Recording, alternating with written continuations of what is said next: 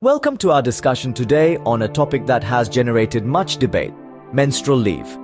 This concept is gaining traction in various parts of the world, sparking conversations about gender equality, health, and workplace policies. So what exactly is menstrual leave?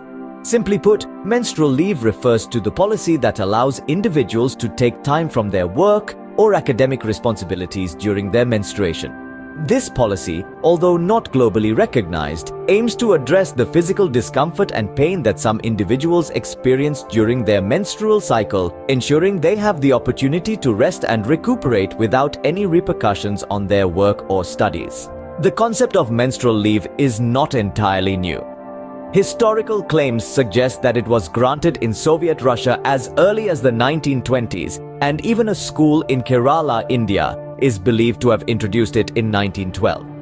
In recent times, Spain has made headlines as the first European Union country to introduce paid menstrual leave, setting a precedent for others to follow. South Korea, Taiwan, Japan, and Indonesia are other examples where the policy is in practice. South Korea has been implementing menstrual leave since 2001, and it's observed that it has promoted better understanding and empathy towards women's health in workplaces. In Taiwan, a law was passed in 2013 granting women 3 days of menstrual leave a year, in addition to the 30 days of half-paid sick leave all workers are entitled to. In Japan, menstrual leave has been in existence since 1947, and it's seen as a sign of advanced thinking towards women's rights. In Indonesia, it's a lesser-known fact that women are entitled to take 2 days off per month for menstrual leave, although the practice isn't widely utilized due to societal stigma. However, it's important to note that the implementation of menstrual leave varies greatly from one region to another, reflecting the diverse cultural, societal, and economic context across the globe. In some places, it's a paid leave, while in others, it might be unpaid. Some regions have a formal policy in place, others may operate on an informal case-by-case basis. Having understood what menstrual leave is, let's delve into the reasons behind its implementation and the debate surrounding it. Why is there a call for menstrual leave in the first place? Let's unravel this. Menstruation is a natural biological process experienced by women and those assigned female at birth. However, it's not always a walk in the park. For many, it's a time of discomfort, pain, and even debilitating conditions like dysmenorrhea or endometriosis. This physical suffering can greatly impair their ability to perform at work or in school, underlining the necessity of menstrual leave for some. Consider the case of female sugarcane cutters, who, driven the desperation to secure work, have resorted to extreme measures like surgically removing their uteri. This is a stark illustration of the lengths some women may go to manage their menstruation in a world that's not always accommodating. Now, menstrual leave is not about giving women an advantage. It's about leveling the playing field. It's about acknowledging and addressing the unique physiological challenges they face. It's about recognizing that a universal leave policy may not be suitable for everyone and making necessary adjustments. Menstrual leave also has its roots in a broader push for menstrual equity, the belief that everyone, regardless of their gender, should have equal access to menstrual hygiene products, sanitation facilities, and menstruation education. It is seen by many as an integral part of this larger movement. The concept of menstrual leave is not new. In fact, it was reportedly granted in Soviet Russia in the 1920s and in a school in Kerala, India, as early as 1912. More recently, Spain became the first European Union country to introduce paid menstrual leave. In countries where menstrual leave is practiced, like Japan, South Korea, and Taiwan, it is seen as a fundamental right for women in the workforce, a practice to improve workplace equity, and a means to boost productivity by ensuring that women are not forced to work through significant discomfort. Clearly, the need for menstrual leave stems from very real physical discomfort. But what does the other side of the argument look like? While many support the concept of menstrual leave, there is considerable resistance too. Let's delve into some of these objections. A significant opponent to menstrual leave in countries where it is not practiced shares concerns similar to those of Union Women and Child Development Minister Smriti Irani from India. She has publicly disagreed with the menstrual hygiene policy, expressing that menstruation does not equate to a handicap and therefore should not justify specific policies for paid leave. This viewpoint underscores the apprehension about possible discrimination and harassment faced by women in the workplace. The anxiety is that establishing a policy concentrated on menstruation might promote stigmatization, while inadvertently raising additional hurdles for women in the workforce. This sentiment is echoed globally.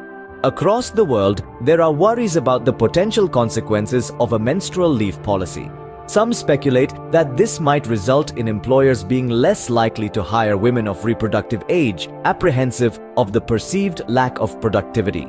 Additionally, the argument persists that menstrual leave might strengthen the stereotype that women are less capable or dependable than men, particularly during their menstrual phase.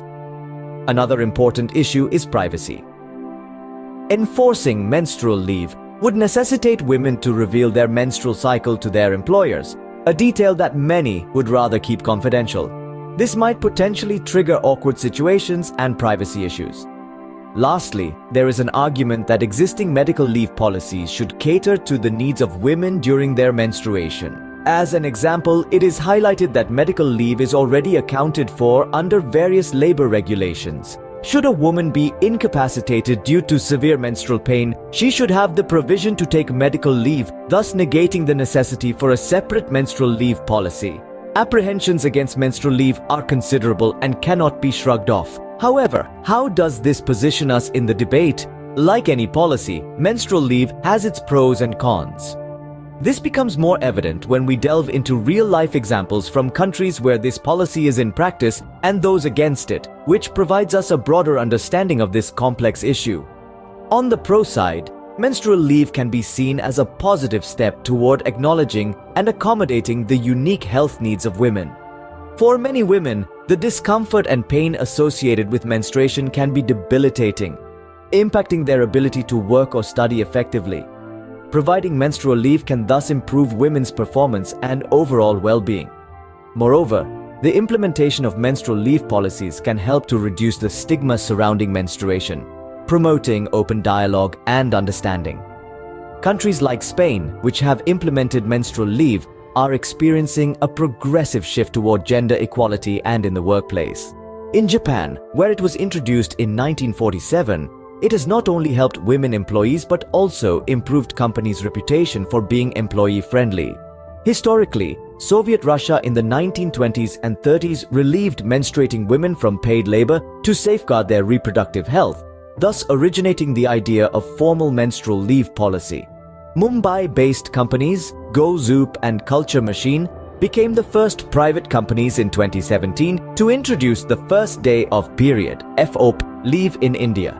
While the Menstruation Benefits Bill 2018, which stipulates 2 days leave and better rest facilities at the workplace, is yet to receive assent. However, on the flip side, there are valid concerns. Critics of menstrual leave argue that it could potentially lead to discrimination and increased barriers for women in the workforce. There's a fear that the introduction of mandatory paid menstrual leave may lead to a bias in hiring due to the financial cost to employers and thus a decline in the labor force participation of women.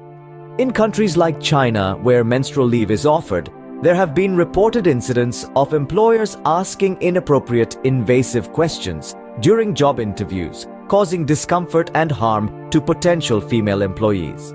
Union Women and Child Development Minister Smriti Irani opposed the menstrual hygiene policy, expressing concern about potential discrimination and harassment faced by women in the workplace, and argued against mandating a national policy on menstrual hygiene, citing potential privacy concerns and increased barriers for women in the workforce.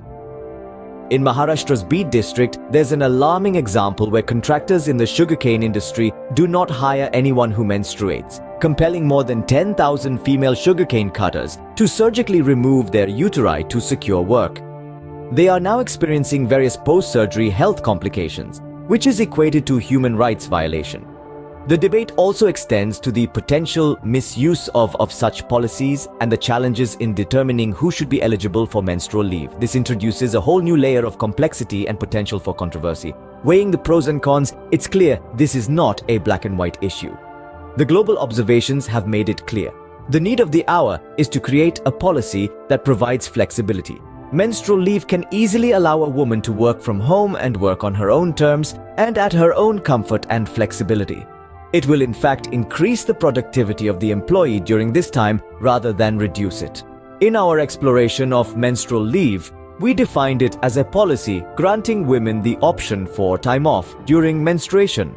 This practice, already in place in countries like Spain, is a topic of hot debate globally, including India. The need for such a leave is emphasized by instances such as the plight of female sugarcane cutters, resorting to extreme measures to secure work. Yet, opposition exists, with figures like Union Women and Child Development Minister Smriti Irani arguing the policy could lead to discrimination and harassment towards women in the workplace, citing that medical leave already covers such needs. We evaluated the pros and cons, with potential benefits, including enhanced comfort and productivity for women, but also the risk of discrimination or stigmatization. The effectiveness of this policy largely hinges on its implementation and societal views. The debate on menstrual leave continues worldwide, with the goal of reaching a consensus that respects and upholds women's rights and well-being. Thank you for joining our exploration of this topic.